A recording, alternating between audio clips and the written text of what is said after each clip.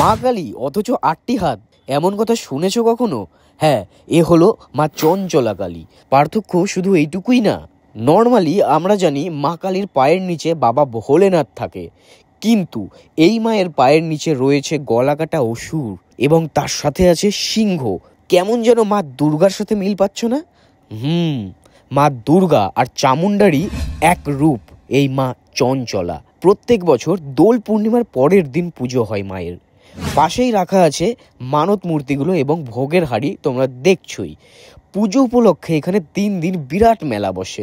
যেহেতু মেলাটা একটা ফাঁকা মাঠের মধ্যে হয়, তাই এই জায়গাটাও দেখতে খুব সুন্দর লাগছিল। চারিদিকে সবুজ ধান ক্ষেত আর তারই মাঝে মেলা। মন্দিরের সামনে আসতেই তোমরা দেখতে পারবে একটি জ্যান্ত মা কালী দাঁড়িয়ে আছে।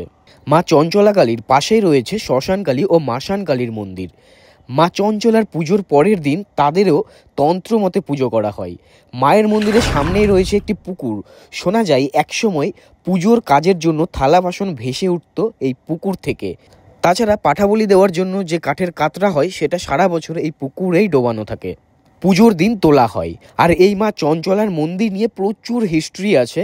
যেমন এখন তোমরা হয়তো ভাবছো যে এইটা কে, কিসের মূর্তি এইটা হলো তারই মূর্তি যে এখানে এই মা চঞ্চলা কালীর প্রতিষ্ঠা করেছিল, যার নাম কেরালু বর্মন।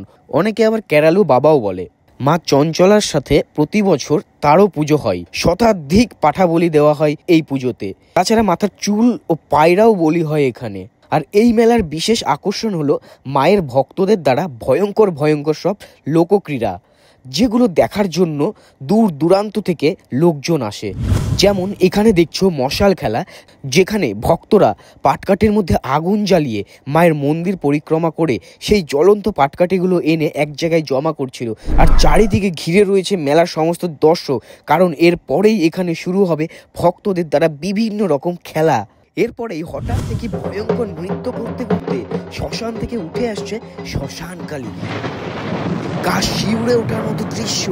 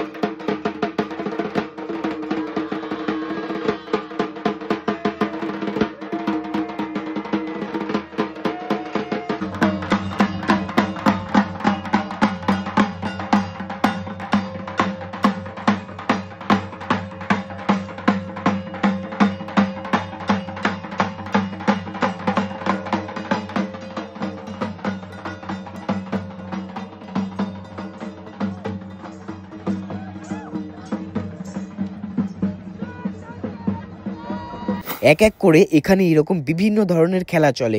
এখানে এইরকম বিভিন্ন ধরনের ভয়ঙ্কর ভয়ঙ্কর খেলা, মায়ের ভর ওঠার পর কাঁচা পায়রা ফুল চিবিয়ে খাওয়া, এইরকম দৃশ্য বর্তমানে সচরাচর দেখা যায় না, যেটা তোমরা দেখতে পারবে একমাত্র চঞ্চলা মেলাতে গেলে। আর আমি আজ বিদায় নিচ্ছি, তোমাদের বিচ্ছু ছেলে। টাটা।